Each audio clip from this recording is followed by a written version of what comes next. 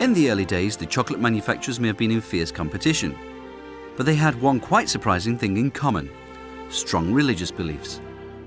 It's very interesting when you look at so many chocolate and cocoa manufacturers to realise that many of them were Quakers, members of the Society of Friends. As nonconformists and pacifists in the early 19th century, Quakers were unable to pursue careers in the church, the armed forces or the law. So they moved and took their talents, their passion, their abilities into businesses. And one of the ones that appealed to them the most was chocolate manufacture, drinking chocolate and cocoa making.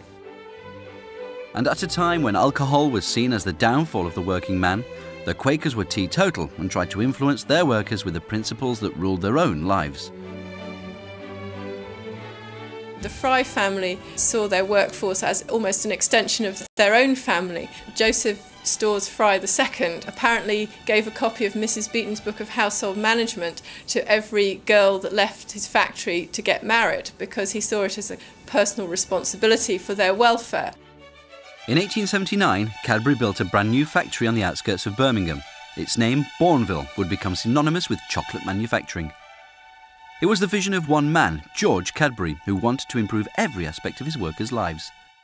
Why must a factory grow among the smoke? Why shouldn't industry keep company with fields and trees and civilised fresh air? Bournville Village developed as George Cadbury wanted this idea of a garden city where not only his workers but others could live in clean and fresh air. My name is Margaret Broomfield and I've lived in Bournville all my life, 73 years. The people who were coming here, of course, had been used to back-to-back houses with little courtyard, one lavatory amongst 5 or 6 families and one pump for the water. The first house that I lived in was a little 3-bedroom, semi-detached, and it had a sitting room, dining room, 3 beds. Another thing that they insisted on was that everyone should have a decent-sized garden. Joseph Rowntree did the same thing, creating a garden village in New Earswick, just outside York, to accommodate workers from his Haxby Road factory. My name's Robert Barron. I've lived in New Earswick for going on 12 years. New Earswick was established in 1904. He built it as a model village for key workers. Being a Quaker, and the foresight of the Quaker people then must have been absolutely fabulous. You know, to end up with a village that we've got now from 1904, when there must have been so much poverty about it, it's unbelievable. Both model villages grew up alongside the success of the companies. They were ahead of their time in providing affordable, quality housing. Cadbury and Rowntree were also pioneers in providing benefits for their workers, with adult education, pension schemes, and even sporting facilities. I started work at Cadbury's in 1944. I did play hockey for the offices. I also played rounders when I first got there, and Scottish dancing as well. You could just be happy as a sandboy doing whatever.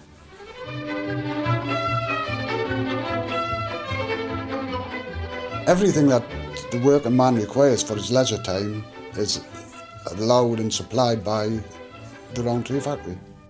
There's a gym. They also have bowling greens, rugby field, football field. Such high investment in the workforce had benefits for the companies. All these activities centre around a job to be done. They had an educated, contented and therefore efficient workforce. The Cadburys, Rowntrees, Frys wanted something back from their workers.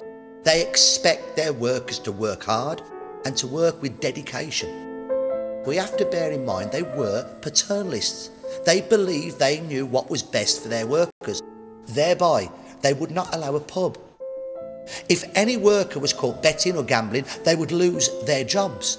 But even though they were trying to change working class attitudes, they were still responsible and thoughtful employers. Does a lifetime of living and working with chocolate mean a lifetime of loving it? Oh, I was a big chocolate dude before I started there, after I started, and I'm still now. I like it, although I don't eat anything like as much as I used to. I'm going to make the base for this cheesecake. Melt some butter. Kathy, could you do that for me, please? Put in some digestive biscuits, cocoa powder, and a little bit of cinnamon. Take the melted butter.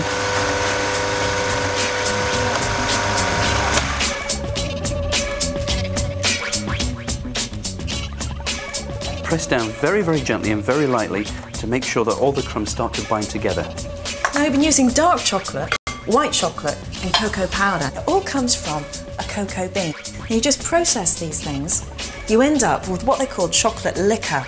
And when you press that out, you extract the fat, which is cocoa butter, which is the thing that gives chocolate its texture, but it doesn't really smell very chocolatey. You also end up with what they call cake.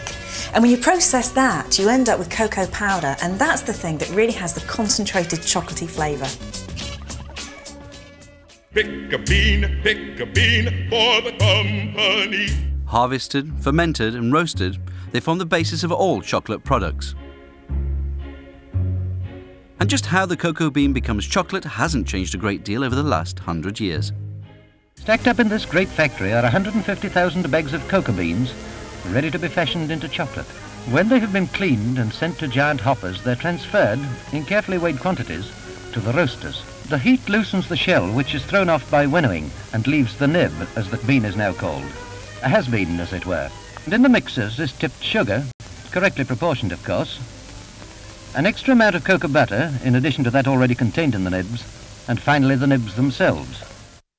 This raw chocolate still has a long way to go before it becomes a bar.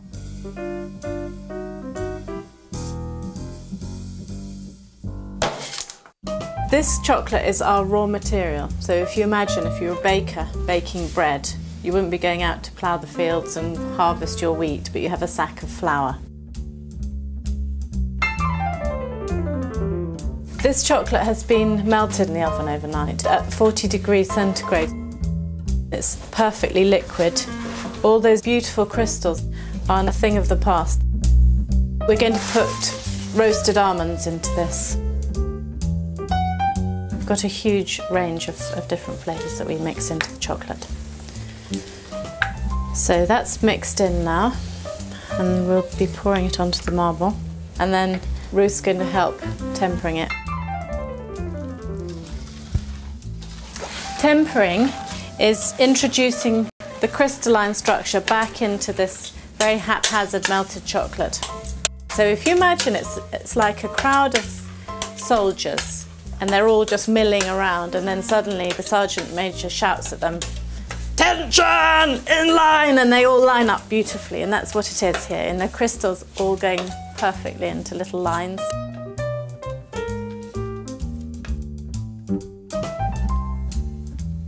So these are ready to go in the fridge. You can actually see that they're lifting away of their own accord. That's part of the crystallization process, is that when they get into their nice straight lines, they actually pull together and everything will pop out of its own accord. And then those ones. Now these finished bars will go to the shop. But there are faster ways of making a chocolate bar. Let machines do the work. Well, here at Bournville we start with a chocolate crumb. It's a sort of gritty, sandy coloured paste. Tastes like chocolate, but it has to go through couple more stages before we call it chocolate. The next stage here is milling. Now milling is creating the right chocolate particle size. It's important you get the right particle size, because if you taste chocolate just behind your front teeth on the palate, you should be able to feel some texture. If the particle size is too large, then it's gritty. If it's too small though, then you get a sort of greasy, slimy chocolate, and that's not right either. So this now is going along the belt and along to be milled.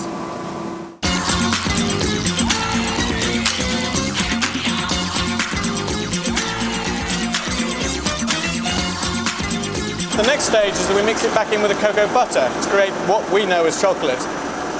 We essentially put it through this giant sieve here, and that's to make sure that we do get the right particle size. Once we've got that chocolate beneath us, we can then take it out and we can pour it into chocolate moulds to create the bars that we would know and recognise. If we were to simply make Cadbury's Dairy Milk, we'd be putting that straight into the moulds. Here what we're doing is creating what's called recipe bars, adding ingredients into the milk chocolate. We're making fruit and nuts, so we'll be adding almonds and raisins into the milk chocolate, mixing it around and around to get the right consistency. And the final stage is basically squirting it into the moulds.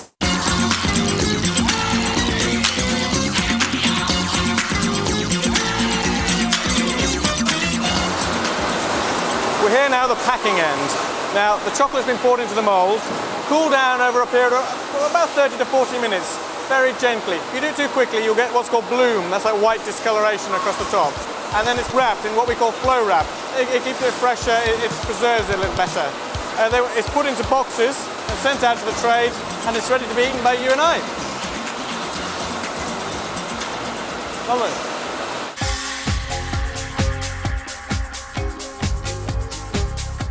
Now I've got here some cream cheese. I want to add some corn flour and a couple of fresh eggs.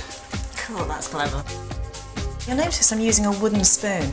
If you put a metal spoon into here, the cold metal makes the chocolate solidify. It's actually turning it into tiny little crystals.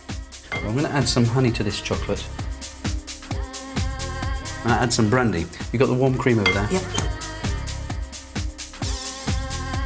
I'm going to add some orange zest to my white chocolate mixture, and also some orange brandy, some Grand Marnier. And they're both quite bitter flavours, but the white chocolate's so sweet it needs something bitter to compensate. Whereas the dark chocolate mixture, 70% cocoa solid, so you need honey to sweeten it up. I'm going to put some of this cheese and corn flour and egg mix aside for your white chocolate.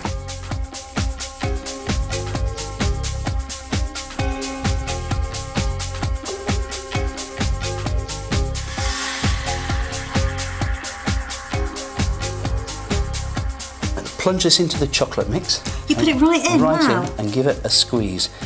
Now, if you were creating a chocolate bar, Kathy, what would your ideal combination be? I think I'd certainly want some orange in it. Hasn't that been done before? This is ready for the oven, preheated. Let's cook it.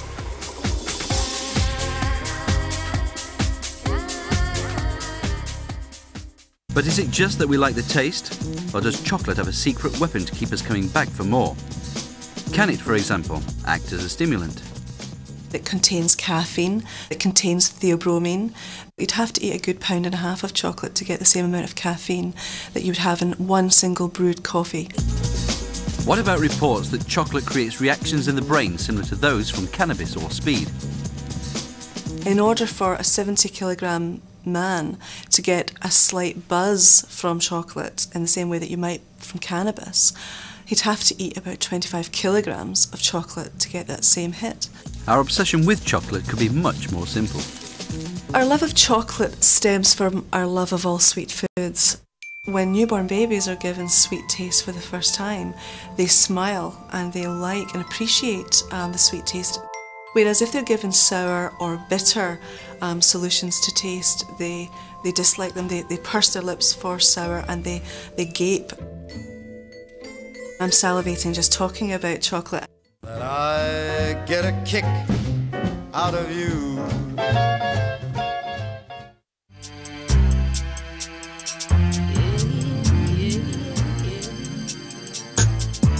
The cheesecake's been cooked and I've left it in the oven with the oven turned off for around about an hour. And this helps it to cool down very gently. Two different chocolate mixtures have got two different melting points. So when one bit is solidified, the other bit is still liquid. And when it solidifies, you start to get the cracking. But if you put them in just a gently cooling oven, you reduce the cracking. But you can see this is cracked, hasn't it?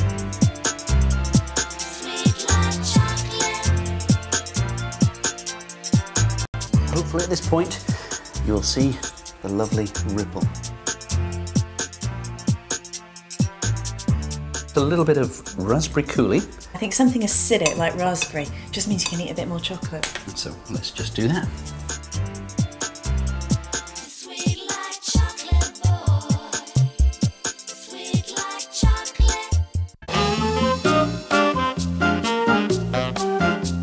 Nigel Slater gets to grips with sausages in his Real Food Show at 6 here on UKTV Food. Next, though, a double bill of Flavours of Britain.